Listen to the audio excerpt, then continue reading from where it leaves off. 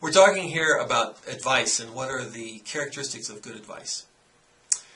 Good advice is actually sometimes referred to as fiduciary advice. A fiduciary advisor, it's a big word, but what it means is that he's giving advice that is not to his benefit at all. It's always to your benefit. He's an advisor to you for your problems, your family needs, all that kind of stuff. That's a fiduciary advisor. The people on this site are fiduciaries. They will be a fiduciary to you in your interactions with them. So when you ask them for advice, they're going to really give it to you. Now, the advice that they give you, if they're conflicted advisors, usually always has a sale involved with it. You're buying something. At the end of the nice conversation you have with the person that you're working with, you walk away with something that you now own that you didn't know you were going to own, but he says or she says, this is the answer to your problem.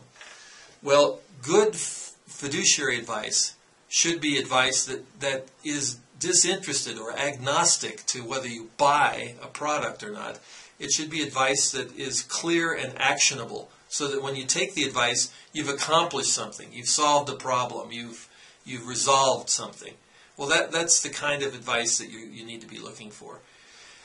In this kind of advice session, it's possible for an advisor to tell you that you should do nothing. Now, you don't get that kind of advice from somebody who's trying to sell you something, because they always are going to end up with that. In an advice session that ends up with, no, I don't think you should do that, or no, you don't need to do anything, that's really somebody who is experienced enough and has enough professional experience to say, don't do anything. That's a clear symptom of real advice. It's advice that doesn't care that you have to move or do something or buy something. It just says, no, the best thing for you to do right now is wait.